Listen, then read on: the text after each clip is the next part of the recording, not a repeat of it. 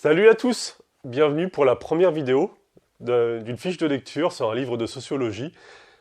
Donc, comme j'en avais parlé dans ma vidéo et mon article, mon contenu va changer. Je vous l'avais promis et le voici. Et du coup, on commence par 40 Million Dollar Slaves de William Roden, qui est un livre qui date de 2006. Donc, il y a des choses qui ont été dépassées par rapport à l'histoire qu'il a rattrapée. Mais je trouve qu'il y a plein de choses intéressantes dont on va parler aujourd'hui. Donc mettez-vous bien, c'est une longue vidéo, on va parler de plein de thèmes différents. Du coup, la première chose aussi, c'est est-ce que c'est un livre de sociologie? En fait, quand j'ai commencé à faire une liste de bibliographie de livres de sociologie du sport et du corps, je suis allé voir sur le côté américain, et donc ce qui était classé dans la sociologie américaine, et je me suis aperçu que autant on pouvait trouver des livres de sociologie pure avec des statistiques, des études détaillées, et on pouvait trouver aussi des livres qui ne sont pas de la sociologie à mon sens, donc comme celui-là, mais plutôt une, euh, une description historique avec des concepts détaillés derrière. Et du coup, on va en parler de tout ça. Mais je pense que c'est super intéressant quand même de s'y référer pour produire de l'intelligence et de la réflexion. Le but du livre de William Roden est, je pense, de décrire l'histoire des athlètes noirs euh, aux États-Unis et de voir par le prisme du sport. Donc, des origines, donc pendant l'esclavage, jusqu'à aujourd'hui. Et comment en fait les athlètes noirs d'aujourd'hui portent encore les stigmates de l'esclavage et comment ils sont encore opprimés par le biais de l'activité physique et du sport. Avant de commencer à parler de la narration historique, l'auteur parle de son rapport au sport personnel, et notamment avec son père. Et en fait, ça m'a frappé. Et du coup, je vais commencer par une citation. Donc, je vais mettre des citations, et je pense que je les mettrai, je vous les mettrai ici. À chaque fois, je les ai traduites en français pour que ça touche le plus grand nombre. Donc, je pense que ce ne sera pas toujours parfait, mais ça va vous permettre d'avoir accès au texte, et c'est ce que je souhaite pour ces vidéos longues. Donc, la première citation, elle parle du fait qu'en fait, son père et lui avaient l'habitude de toujours soutenir les athlètes noirs, donc peu importe les sports, peu importe les athlètes. Et ça m'a frappé parce qu'en fait, ça m'a rappelé plein de souvenirs avec mon père qui est marocain. Et bref, je vais vous lire la citation et puis on en parle. Nos acclamations ont pris un sens plus profond. Nous applaudissions pour notre propre survie. Les athlètes noirs sont devenus notre armure psychologique, marqueur de notre progression, preuve tangible de notre valeur, témoin de notre âme collective. Nos athlètes ont lancé des coups que nous ne pouvions pas lancer, ont remporté des courses que nous ne pouvions pas courir. Toute compétition ou présentation publique impliquant un Afro-Américain était considérée comme un test pour nous tous. Le travail de l'athlète était de représenter la race. D'un côté, c'était un lourd fardeau, mais d'une autre part, cela représentait une responsabilité noble et usante. Vous étiez toujours en représentation. Je trouve cette citation incroyable. Euh, Parce que justement, donc, comme je vous le disais, ça m'a rappelé plein de souvenirs, parce qu'en fait, même aujourd'hui, mon père, donc il y a des sports que, quand il en parle, je me dis, bon, il a l'apport par rapport à ce sport quand on en parle, comme le mec moyen qu'on va trouver dans la rue. Mais par contre, dès que ça touche un athlète marocain, il va connaître le môme de 18 ans qui s'est retrouvé là, dans des sports dont on ne sait pas. Pareil pour les artistes, il sait toujours que tel artiste, il a vécu combien d'années au Maroc, ou que son grand-père ou sa grand-mère était marocain. C'est un truc de fou. En fait, genre, il y aurait un trivial poursuite des athlètes et des artistes marocains ou avec des affinités marocaines, bah, ils seraient imbattables. Et je pense que c'est clairement pour ces mécaniques que William Roden décrit dans cette citation, que en fait, l'athlète de sa nationalité ou de son ethnie est toujours en représentation, et du coup, le peuple qui anonyme derrière le soutient toujours, peu importe ce qu'il en est. Le sport s'avère super important et l'athlète s'avère super important parce qu'en fait, ils vont euh, rendre visible l'opprimé dans des confrontations avec des oppresseurs et il peut gagner à ce moment-là. Et du coup, c'est ça qui va transcender la foule et produire ces mécaniques. Ensuite, suite à ça, l'auteur commence la narration historique et chronologique des athlètes noirs, et il commence avec l'esclavage pendant les plantations. Et, et du coup, en fait, il y avait des courses d'athlètes noirs, et il y avait des combats d'athlètes noirs. Et il y avait des entraînements au sein des plantations, et puis après, il y avait des affrontements inter-plantations. Et en fait, la première chose qui est intéressante et qui est digne de noter, c'est que il y avait les athlètes rebelles qui étaient, enfin, pardon, les esclaves noirs rebelles qui étaient méprisés par les maîtres blancs. Il y avait les cuistots, les majordomes, les jardiniers, les chauffeurs qui étaient, eux, bien aimés des maîtres blancs, mais qui étaient méprisés des esclaves. Et du coup, au milieu de ça, il y avait des athlètes noirs qui étaient à la fois aimés des esclaves et qui étaient à la fois aimés par les maîtres blancs. Et du coup, qui avaient la faveur des deux mondes. Et à savoir que du coup, donc, les employés favorisés aimés des maîtres blancs étaient méprisés des autres noirs aussi, et ils étaient nommés des Uncle Tom, des Old Negroes ou des White Man Niggers.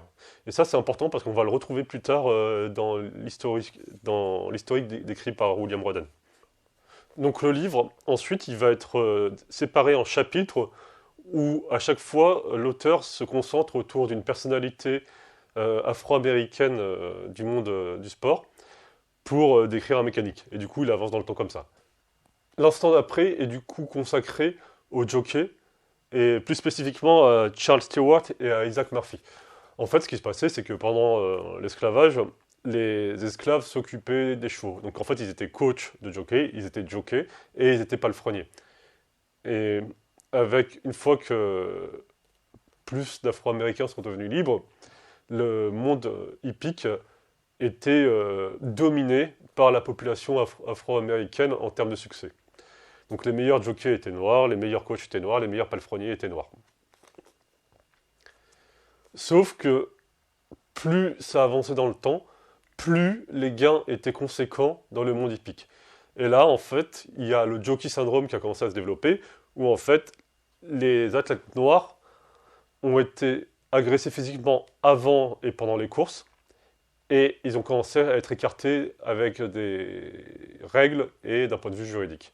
Donc on ne les autorisait pas à concourir ou on limitait leur participation. Ensuite, on aborde un point super intéressant parce que l'auteur va aborder le cas de deux stars, donc Moses Fleetwood Walker en baseball et Major Taylor en cyclisme. Donc Major Taylor il était super connu en France parce que le cyclisme était très connu en France. Et en fait, ces deux athlètes ont eu la particularité d'être très performants et du coup de se penser au-dessus du typical Negro. Et en fait, malheureusement, pour eux, à l'instant où leur moment de renommée est passé, ils sont redevenus des typical Negro. Et en fait, euh, ça a été super cruel pour eux parce que déjà, le sportif de haut niveau, il y a un choc lorsque sa carrière s'arrête. C'est-à-dire que l'instant d'avant, il est acclamé par tous, il a la gloire comme le gladiateur au sein de l'arène, où tout le monde l'acclame, mais à l'instant où tout ça est fini, tout le monde s'en fout de lui. Et donc ça, c'est vrai pour les sportifs de haut niveau. Et sauf qu'en fait, l'athlète noir, il connaît un double déclassement parce que non seulement il perd son statut de sportif de haut niveau, mais en plus, il redevient dans une caste inférieure dans la société dans laquelle il évolue. Et c'est ça que, du coup, ces deux athlètes ont connu. Donc, Major Taylor, il va mourir dans un hôpital seul, ruiné, alors qu'il avait gagné énormément d'argent pour une personne noire de cette époque. Et Moses Fleetwood, il se fera agresser en sortant d'un bar contre 4 blancs, il en tuera un au couteau. Heureusement, il sera reconnu non coupable et du coup l'affaire sera qualifiée comme un meurtre de légitime défense. Mais je trouve que ça met vachement en exergue que en fait, euh, même si l'athlète noir accède à la renommée, à la performance de haut niveau et tout ça, il n'est pas à l'abri des mécanismes d'oppression qui peuvent l'assaillir. Et du coup, ça va donner envie à des noirs de prendre leur destin en main. Et on arrive à l'un de mes personnages préférés de ce livre, c'est Arthur Rube Foster, qui va créer la Negro National League. Et du coup, on commence ça avec une citation. L'Amérique blanche a déterminé le modèle d'intégration. La structure du pouvoir blanc choisissait des noirs qui mettaient les blancs à l'aise, qui acceptaient plus ou moins les aléas du racisme. C'était le modèle Jackie Robinson. Comment un Afro-Américain digne d'intégration devait se comporter? Subir des abus, tendre l'autre joue, s'en mêler les pinceaux, tenir sa langue, ne jamais montrer de colère, attendre que les sensibilités racistes couvent et s'éteignent. Si votre esprit n'était pas mort le premier. Ce modèle n'était guère un progrès pour les athlètes noirs. C'était en fait un renversement du paradigme de l'implication des Noirs dans le sport que Foster et d'autres avaient créé par une dure nécessité. Alors à ce moment-là, on aborde donc l'histoire de Arthur Rube Foster, qui a créé la Negro National League en 1920. Et en fait, son but, c'était de fédérer tous les athlètes noirs et que en fait la ligue elle soit jouée, coachée, managée et organisée par des noirs. C'est-à-dire qu'en fait de A à Z, les joueurs soient noirs, les coachs soient noirs, le staff médical soit noir, le staff administratif soit noir et le staff technique soit noir. Et qui deviennent indépendants, qui soient capables de générer de l'argent et du coup d'être indépendants, juste avec du talent de personnes noires. Il voulait que sa ligue soit spectaculaire, qu'elle génère de l'argent. Du coup, il s'est transformé en dictateur bienveillant où il a fait des choses pas très légales. Il a tordu le bras à des personnes noires de sa ligue qui auraient pu ou voulaient être corrompues. Et du coup, il intercédait toujours pour rester en fait dans son modèle et dans son projet. En fait, il était l'incarnation de ce que William Roden appelle le New Negro, et qui s'oppose au Old Negro. Donc le Old Negro, donc le vieux nègre, euh, en fait, justement, comme on l'a dit avant, il se soumet à l'homme blanc, à l'oppresseur, dans le but de s'en tirer, de survivre ou d'avoir quelques faveurs. Alors que le New Negro, le nouveau nègre, il a pas peur d'être violent, car il sait que c'est le seul moyen, enfin, il sait où il pense, je sais pas comment je dois le dire, que c'est le seul moyen de sortir de cette oppression et d'accéder à une indépendance et ouais. Par rapport à ça, par rapport au terme de nègre et comment c'est défini dans l'activisme afro-américain, il y a une citation parfaite et glaçante de Audley Moore, qui est leader militante des droits civiques des Afro-Américains, et qui dit la chose suivante. Ils ne faisaient pas que nous nommer nègres. Ils ont fait de nous des nègres. Des choses qu'ils ne savaient pas d'où ils venaient et qu'ils ne s'en souciaient pas. Être nègre est un état d'esprit et ils ont massacré nos esprits. Et du coup, c'est souvent ce qui revient dans le livre, en fait, où l'esclave, il est esclave pas seulement par le fait qu'il fait des tâches pour quelqu'un d'autre en étant exploité, mais aussi parce qu'on a massacré son esprit et on l'a transformé en un être servile qui ne peut même plus résister de par sa volonté, qui n'a même plus la volonté de résister. Et enfin, je trouve que les mots sont vraiment beaux dans cette phrase de cette militante. Donc là, à ce moment-là du livre, on arrive à la page 115. La qualité du livre, je trouve, va baisser petit à petit, à part quelques transcendances. Et du coup, je vais profiter de ce moment-là pour effectuer quelques critiques. Donc la première critique, en fait, c'est que le livre est très dense d'un point de vue historique et d'un point de vue des icônes qui y sont décrites. Du coup, en fait, donc il y a beaucoup de noms et ça manque d'un résumé ou d'un schéma auquel on peut se référer. Moi, j'aurais bien aimé, en début ou en fin du livre, qu'il y ait une frise chronologique avec les noms et les visages. Et en fait, rien que de voir les visages, par exemple, en fait, en début de chaque chapitre, on voit le visage d'une icône, du thème ou de l'époque qu'il veut aborder. Et rien que ça fige un nom sur un visage et ça permet de mieux s'en souvenir. Or, ça manque, et du coup, on saute de chapitre en chapitre, on saute d'époque en époque, Et en plus, vu que les chapitres sont très inégaux euh, sur la pertinence des thèmes qu'ils veulent aborder, sur l'intérêt aussi que j'ai pu leur porter, euh, parfois je me suis perdu et ça s'est embrouillé. Et en fait, j'ai eu des pics d'attention très hauts, des pics d'attention très bas. Et je pense que s'il y avait eu ce travail-là, ça aurait été, ça aurait rendu le livre meilleur, tout simplement. La deuxième critique, bah, en fait, ça rejoint tout à l'heure de ce qu'on disait sur ce que je disais sur la sociologie, et du coup, en fait, je pense que ce livre, c'est plus une sorte, un livre d'histoire plutôt qu'un livre de sociologie, parce que en fait, l'auteur ne manie qu'un seul chiffre à un moment du livre, et je trouve qu'il le manie mal. Donc, il dit à la page 140 que de 1991 à 1994, seuls 10% des 5889 postes administratifs de la NCAA, donc la NCAA c'est l'organisation nationale des États-Unis pour le sport universitaire, donc 10% de ces postes étaient occupés par des Noirs. Sauf qu'en fait, il ne dit pas quel est le pourcentage de la population noire, enfin quel est le pourcentage de la population d'Afro-Américains aux États-Unis. Et du coup, on ne peut pas comparer, on ne peut pas mettre en contexte. Et en fait, c'est dommage parce que je pense que c'est super intéressant, mais il ne fait pas ce travail. Il n'a pas la rigueur ou l'honnêteté, je ne sais pas, de bien mettre les chiffres, les côte à côte, pour qu'on se rende compte des choses. Et du coup, on va y revenir plus tard quand on va parler de conveyor belt, et donc de la NCAA. Et là, j'ai cherché quelques chiffres justement, et en plus, ces chiffres vont en son sens. Donc j'ai vraiment pas compris, je trouve ça dommage qu'il n'ait pas fait ce travail de sociologie. Donc ça, c'est un gros point noir de ce livre. Mais avant ça, on va sauter aux années 50, et on va aborder un moment que j'adore dans ce livre, qui est assez délicat à manœuvrer, et c'est le black style. Donc le black style, en fait, William Roden, il va défendre les athlètes noirs afro-américains en disant que dans les années 50-60, ils ont commencé à s'élever au-dessus de la masse grâce au black style, qu'il décrit comme un style plein de grâce, plein de volupté, plein de puissance, plein de rage.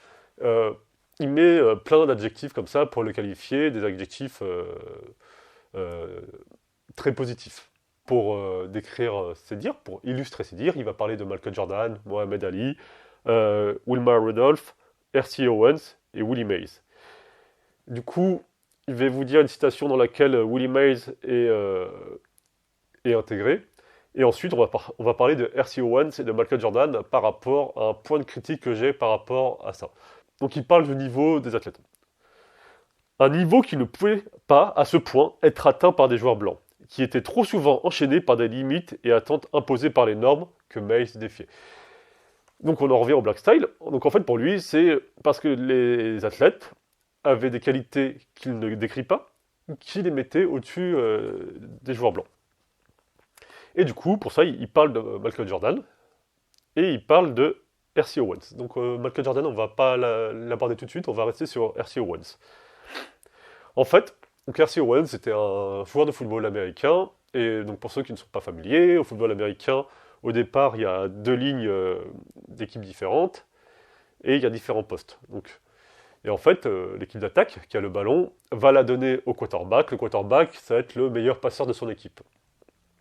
Et l'une de ces possibilités, c'est de les donner à des wide receivers, donc généralement qui sont placés sur les ailes, qui sont des très bons coureurs, et qui sont des très bons receveurs, parce qu'ils peuvent recevoir des balles donc, lancées par le quarterback, qui vont franchir plusieurs dizaines de mètres. R.C. Owens, dans les années 50, il a révolutionné ce poste, parce qu'en fait, il a inventé le alley-oop pass.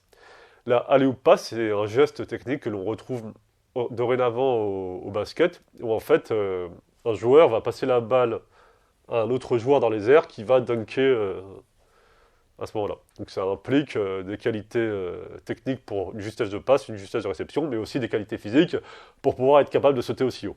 Et en fait, avant R.C. Owens, les joueurs, donc il y a quand même des qualités de synchronisation où il faut courir vers le but, et enfin vers l'enjeu, la ligne de but. Il faut courir vers la ligne de but et regarder le ballon, et donc il y a ces qualités de synchronisation qui sont nécessaires. Et avant, les joueurs, ils continuaient à courir avec les appuis au sol pour réceptionner le ballon. Et R.C. Owens, il a changé la chose en sautant en l'air pour réceptionner le ballon. Donc en fait, et vu que c'était lui qui sautait le plus haut, les défenseurs ne pouvaient pas le stopper et il gagnait des yards ainsi. Et du coup, pour moi, il y a un moment délicat parce qu'en fait, il va vanter le style de Michael Jordan, il va vanter le style de R.C. Owens, donc le black style.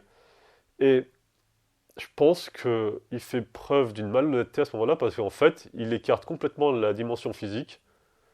Et sauf que, en fait, si Michael Jordan il était aussi fort, il y avait ses compétences techniques, il y avait ses compétences mentales, mais il y avait aussi ses compétences physiques.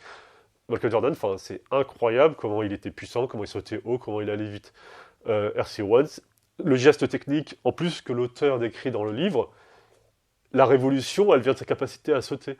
Et en fait, je pense que William Roden a tellement peur qu'on réduise les athlètes noirs à leur dimension physique qu'en fait, il balaye ça du plat de la main. Et c'est dommage parce que, en fait, on n'aurait pas pu le qualifier de raciste. Et je pense qu'il ne fait pas ça pour ne pas donner des cartouches à l'adversité. Mais sauf que lui, il y perd en honnêteté intellectuelle et en recherche de la vérité. Je m'explique. En fait, en inventant le mot black style, il fait un mot fourre-tout où il dit bah voilà, tous les bons athlètes, ils ont le black style. Mais sauf qu'en fait, il cherche pas à expliquer le black style. Il met juste grâce à sa plume quand même. Enfin, faut reconnaître que William Roden, c'est un très bel écrivain. Il y a plusieurs de ses citations que je vous ai dit en anglais, je les trouve extrêmement belles. Il utilise sa plume pour vanter les qualités des athlètes noirs, mais sans comprendre pourquoi ces athlètes noirs sont aussi forts. Et du coup, je trouve que de par sa notoriété et de sa sincérité à défendre les athlètes noirs et le peuple noir, on n'aurait pu jamais le qualifier de raciste.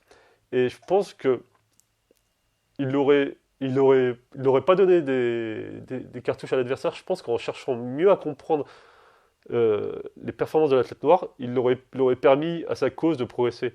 Et du coup, en fait, il appauvrit la réflexion en ne cherchant pas à creuser. Donc, en fait, qu'est-ce que c'est les qualités d'un athlète? C'est les qualités physiques. Donc, qu'est-ce que c'est les qualités physiques? Les qualités mentales. Qu'est-ce que c'est les qualités mentales? Les qualités techniques. Qu'est-ce que c'est les qualités techniques? Comment les définit-on? Comment les mesure-t-on? Est-ce que on observe des différences d'une ethnie à une autre? Et est-ce qu'on peut les comparer et est-ce qu'on veut les comparer? Et rien, il aurait parlé de tout ça, en fait, je pense qu'il aurait fait progresser l'intelligence, mais d'un bond monumental. Mais il a refusé ça, et je pense que ça a appauvri sa réflexion. Et du coup, pour tout dire, il y a Jean-Philippe Clair de l'équipe qui a écrit un livre, Pourquoi les Blancs courent moins vite. Donc là, je l'ai acheté du coup. Et du coup, il cherche à comprendre pourquoi il y a autant d'athlètes noirs en finale du 100 mètres. Pourquoi il y a une telle domination. Et du coup, dans le livre, donc j'ai lu des vidéos par rapport à ça. En fait, on s'aperçoit qu'il y a une explication génétique en partie. Et ça, c'est super touchy en fait, parce que actuellement, on est tellement dans une adversité qu'on ne veut pas aller chercher du côté de la génétique parce que bah, ce serait dangereux, ça donnerait des cartouches à certaines personnes qui les utiliseraient avec malveillance. Mais je pense que, personnellement, je pense que ce serait super intéressant parce que ça nous permettrait de mieux comprendre. Et quand on comprend mieux, bah, on peut davantage progresser et rendre sa réflexion plus solide. Et du coup, je trouve qu'un mec qui écrit un livre aussi pur que William Roden, il n'avait rien à craindre. Je pense qu'il aurait pu aller sur ce flanc et ça aurait fait progresser la réflexion de ouf. Et bref, c'est dommage. Et enfin, je le regrette vraiment. Ensuite, on continue. Et en fait, l'auteur, il aborde plusieurs point de règle au XXe siècle où en fait on revient au jockey syndrome. Donc, vous vous souvenez du jockey syndrome? Le but c'est d'écarter les athlètes noirs par la violence et ensuite par la réglementation. Donc par exemple, il évoque le fait que des blancs ont modifié les règles euh, au marathon pour essayer de limiter le quota de Kenyans. La NCAA a à un moment modifié les règles parce qu'il y avait des athlètes afro-américains, football américain, qui célébraient en enlevant le casque. Donc hop, ils leur ont dit, bah voilà, on a la rage que vous gagnez, donc bah vous n'avez plus le droit d'enlever le casque et de célébrer de manière trop bruyante. Et puis il y a la règle, la fameuse règle, en fait, donc au basket, quand il y a une faute l'athlète qui subit la faute, il peut avoir entre 2 et 3 lancers francs, voire un dans certaines règles. Et du coup, je crois qu'il, si je dis pas de bêtises, il a 5,80 m du panier. Merde, désolé. Je vais pas interrompre la vidéo, excusez-moi. Mais bref, donc il a les pieds ancrés dans le sol et il doit tirer un panier. Ça lui rapporte un point s'il marque. Et du coup, en fait, dans les années 60, avec Wilt Chamberlain et Bill Russell, qui étaient deux monstres physiques pour l'époque, euh, donc en fait, je crois qu'ils devaient faire 2,13 m, 2,16 m, et ils avaient des qualités physiques, de vitesse, de détente, de puissance, de force qui étaient bien supérieures à la moyenne. Et du coup, ils se sont appropriés la règle des lancers francs, et en fait, il n'y a pas d'image, il n'y a pas de vidéo, mais en fait, à ce qui paraît, c'est qu'ils couraient directement, parce que justement, on leur demandait, à l'époque, on ne devait pas leur demander d'avoir les pieds plantés dans le sol, ils couraient, enfin, ils sautaient pour faire un lay-up, en fait. Et cette règle a été modifiée pour eux. Et du coup, en fait, je me suis toujours demandé, en lisant ce livre, est-ce que la règle a été modifiée parce que deux athlètes noirs qui étaient au-dessus en termes de performance euh, dominaient, ou est-ce que c'était parce que c'était deux grands? Et du coup, en fait, c'est ça que j'aurais bien aimé savoir, c'est est-ce que, par exemple, si Will Chamberlain avait été blanc et si Bill Russell avait été noir, est-ce que la règle aurait changé? Donc ça, c'est juste une interrogation que j'avais eue, et j'aurais bien aimé savoir. En fait, est-ce que c'est la domination physique qui a changé la chose, ou est-ce que c'est le fait qu'il soit noir? Et du coup, la thèse de l'auteur, c'est qu'il soit noir, et ça, je suis tout à fait prêt à le croire. La dernière partie, qui est digne d'intérêt, s'intéresse au sport universitaire et donc à la NCAA. Donc rappel, la NCAA, c'est l'organisation qui couvre le sport universitaire aux États-Unis et qui génère beaucoup, beaucoup, beaucoup d'argent. Et jusqu'à il y a peu, donc c'était pas le cas au moment où William Roden a écrit le livre, jusqu'à il y a peu, les athlètes noirs ne touchaient que dalle par rapport à ça. Enfin, les athlètes noirs et les athlètes tout court de la NCAA, pardon. Ils ne touchaient rien du tout. Donc là, en 2021, il y a eu un changement de règle, et ils sont toujours pas salariés, hein, mais ils peuvent avoir des revenus via les réseaux sociaux, en vendant des produits, en faisant du partenariat ou du sponsoring, et en donnant des leçons privées. Euh, et du coup, en fait, la NCAA, c'est un système d'exploitation monumental, et qui protège ses intérêts, qui huile ses rouages, comme tout système capitaliste. Et du coup, c'est hyper discriminant par rapport à la population afro-américaine. Et justement, je vais utiliser des chiffres, ce que j'aurais bien aimé que William Roden fasse. Donc, on sait qu'en 2010, il y avait 41 millions de Noirs aux États-Unis sur 331 millions de personnes. Donc, en fait, ça correspond à 12,6% de la population. Or, en football américain, il y avait 60% d'athlètes noirs euh, en basket et en foot, en NCAA. Donc, pardon, je refais.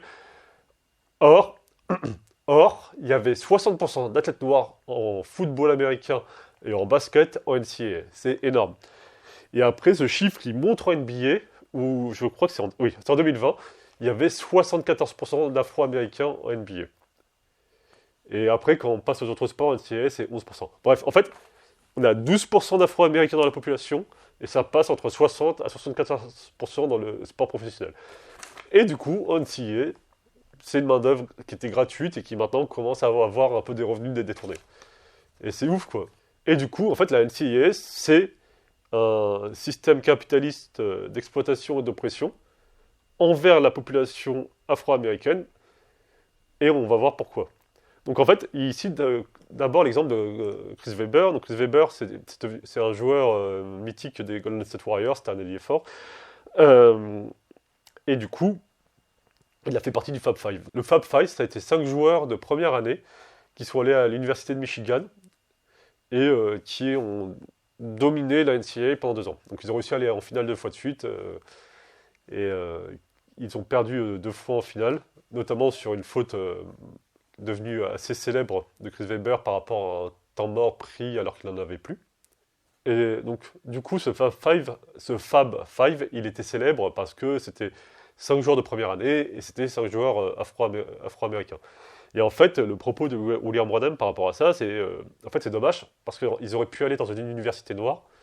Mais Chris Webber, il en parlera plus tard, il dira qu'en fait, ils n'ont pas pu, ils n'ont pas voulu parce que les infrastructures des universités noires n'étaient pas au niveau. Et là, du coup, c'est là où il y a le débat. C'est, en fait, en tant que petit, donc petite structure, comment on évolue si, en fait, nos talents sont toujours volés? Et ça va revenir plus tard, ça. Et du coup, en fait, est-ce que c'est l'athlète noir qui doit rester dans une structure qui est petite pour lui permettre de grandir, ou est-ce que c'est la structure qui doit grandir pour attirer les athlètes noirs les plus talentueux? Et du coup, le Hamroden, c'est là où il est assez élégant, je trouve, par rapport aux athlètes noirs. Il ne les critique jamais, sauf un, et toujours de manière subtile, mais on y reviendra plus tard. Mais c'est qu'il pose cette question, en fait. Comment on fait? Et du coup, cet exemple, il m'a frappé parce que, en fait, par exemple, au handball, à mon petit niveau en départemental, et on a les mêmes problématiques. En fait, c'est drôle, c'est que donc, en départemental, de tout temps, enfin de tout temps, ça veut rien dire. Donc, depuis que je suis petit, il y a toujours la même chose. Donc, moi, j'étais formé à la SPTT Paris au Quai de la Râpée, et après, je suis arrivé dans mon club actuel à 18 ans. Et en fait, c'est toujours le cas, c'est-à-dire que il y a les joueurs de niveau départemental, les joueurs de niveau régional, les joueurs de niveau national. Et du coup, les meilleurs joueurs de départemental, ils vont être pris par des clubs plus gros au niveau régional, qui eux-mêmes vont être pris par des clubs plus gros au niveau national. Et c'est toujours comme ça. Et en fait, ce qui est fou, c'est que les petits clubs, ils vont toujours être pillés. Et ça arrive partout. Par exemple, il y a Créteil qui fait ça dans le 94. Et j'imagine que c'est le cas pour Toulouse au handball, que c'est le cas pour Montpellier au handball, où en fait, il y a un club principal, il y a les clubs satellites qui nourrissent ce club principal de leurs jeunes talents. Et en fait, c'est comment on fait en tant que petit pour grossir si les talents partent de manière perpétuelle. Mais et du coup, on va passer au principe de conveyor belt. Donc, conveyor belt, c'est le tapis roulant et c'est le processus par lequel les athlètes noirs sont sélectionnés, façonnés pour aller en NCAA, être performants, être reconnus, et ensuite aller dans les ligues professionnelles que sont la NFL, la NBA, et j'en oublie, mais je pense que c'est celles qui font le plus de fric parce que il y a la NHL au hockey, mais au hockey, c'est principalement des athlètes blancs. Et en fait, cette conveyor belt, donc ce tapis roulant, un, c'est d'isoler les athlètes. Deux, c'est de les rendre vénales. Et trois, en fait, ça va être de corrompre l'entourage, donc les parents ou les amis, ou de les écarter s'ils ne peuvent pas être corrompus. Et tout ça, en fait, ça va.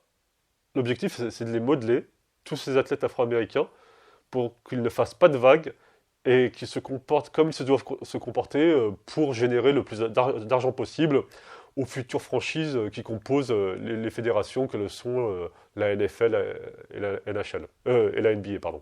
Parce qu'en fait, s'ils font trop de vagues, si ces athlètes se rendent compte que ce sont eux qui créent le spectacle, que ce sont eux qui produisent l'argent, qu'en fait, ils sont moins interchangeables que ne le sont les propriétaires, qui en fait n'ont que l'argent, n'ont que les structures,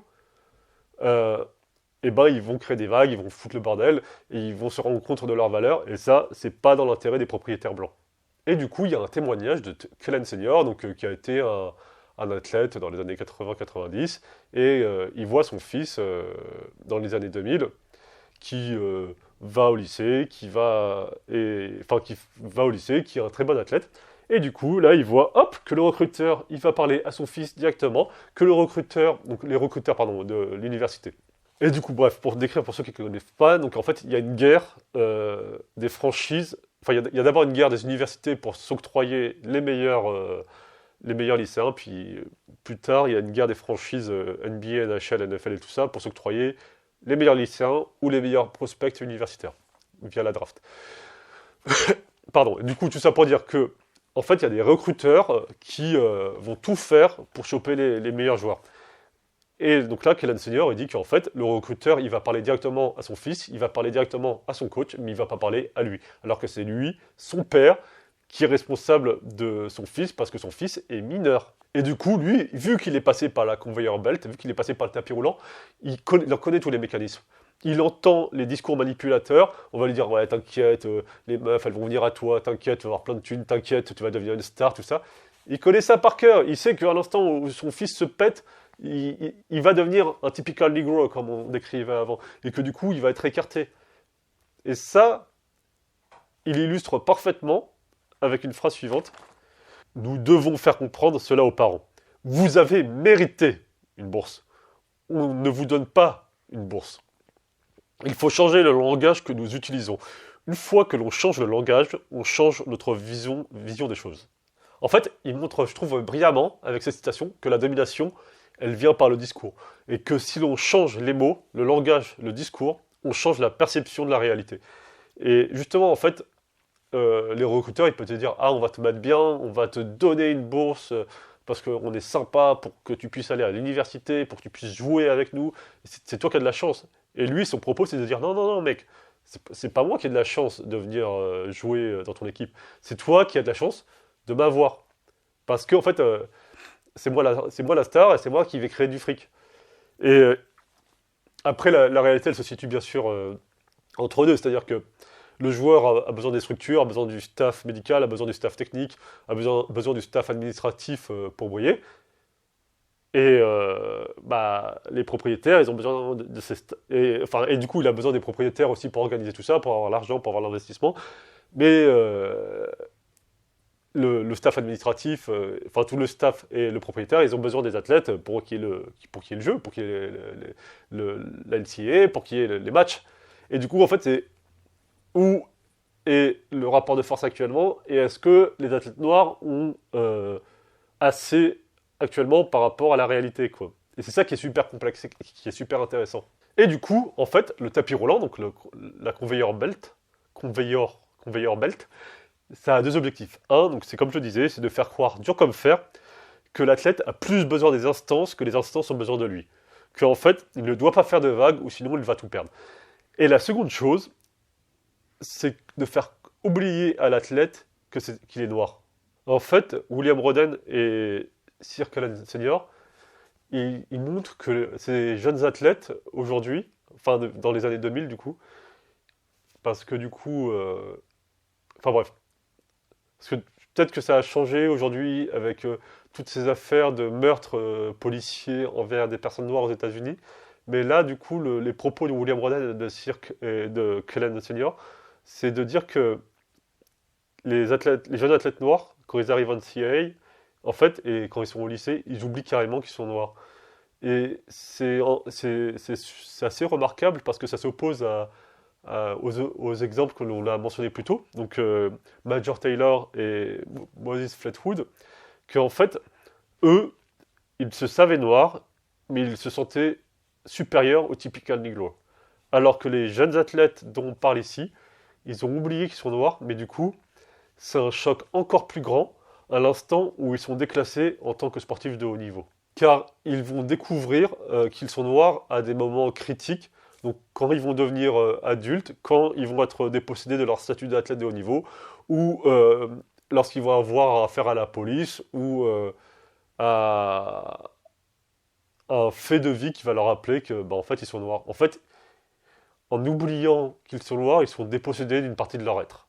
Et du coup, la dernière partie, donc là, il y a cette partie sur la NCAA que j'ai beaucoup aimée, et du coup, on arrive à Michael Jordan, que j'ai mentionné plusieurs fois dans la vidéo, et je trouve que c'est fascinant, parce que, comme je vous le disais, donc William Roden est extrêmement défenseur par rapport aux personnes afro-américaines et aux athlètes afro-américains, et là, par rapport à Michael Jordan, pardon, il ne va pas le défoncer, mais de manière très subtile, il va lui envoyer des tacles, mais de l'espace. Il va le passer au lance-flamme, mais ce qui est bizarre, c'est que j'ai pas l'impression qu'il l'a défoncé. Bref, on va en parler ensemble. Et on va commencer par une citation. Comment prendre l'art du spectacle et le style noir en écartant tous les inconvénients de la noirceur aux États-Unis? Comment rendre la race visible et invisible en même temps?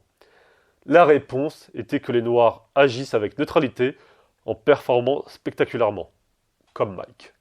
Donc, désolé, c'est très mal traduit, mais j'ai pas réussi à la traduire mieux que ça.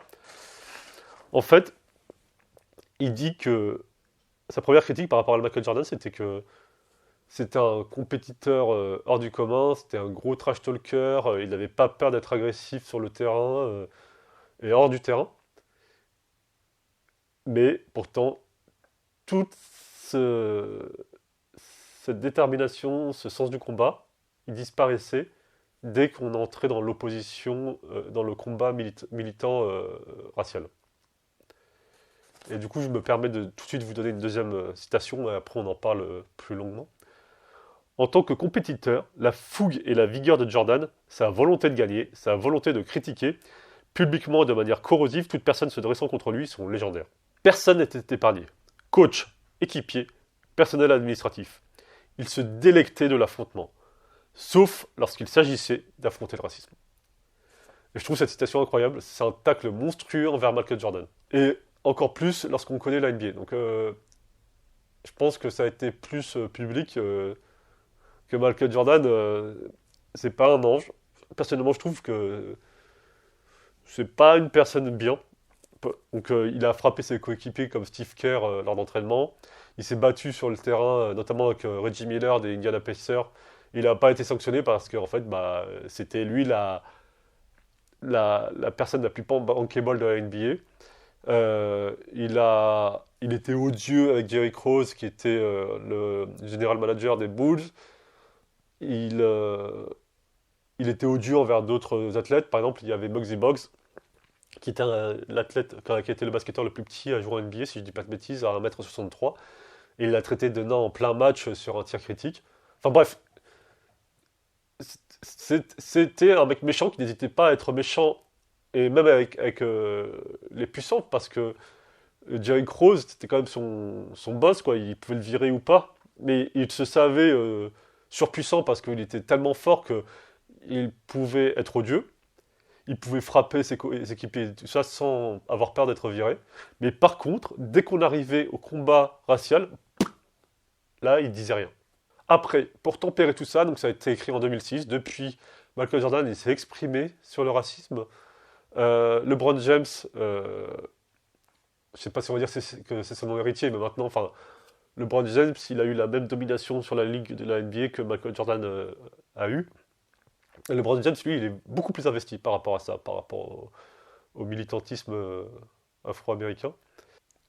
LeBron James s'est aussi exprimé beaucoup sur le système de NCAA en disant que c'était injuste, notamment par rapport, et surtout par rapport aux athlètes afro-américains. Et aussi, donc, dans le livre, William Roden dit que Michael Jordan s'est fait dégager des Wizards alors que le but c'était qu'il devienne propriétaire et que du coup c'était injuste. Et depuis, Michael Jordan est devenu propriétaire des Hornets, donc il a réussi à faire ce qu'il voulait faire. Et du coup, ça vient pas tempérer ce qu'il disait, mais ça vient changer le contexte. Du coup, le reste du livre, ça aborde notamment le fait d'être propriétaire en tant que noir et les problématiques que ça soulève. Après, soit ça ne m'a pas parlé, soit j'ai pas trouvé les propos très riches pour vous en parler, donc je vous propose de sauter directement à la conclusion. Donc en conclusion, 40 Million Dollar Slave, même si ça a aujourd'hui 17 ans, je trouve que ça soulève plein de points qui sont super intéressants par rapport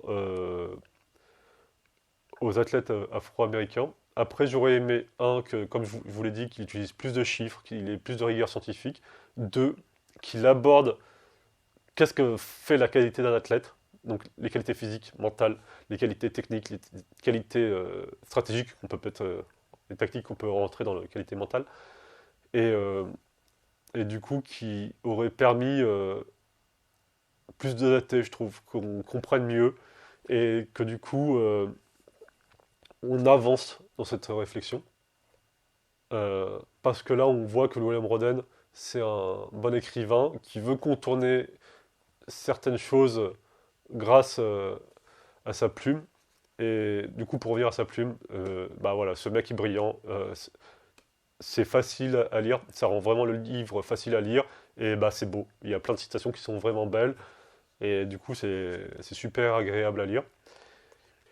En fait, le problème de l'auteur, en refusant de parler des qualités physiques, c'est que il nie le corps dans le sport. Il nie les qualités physiques.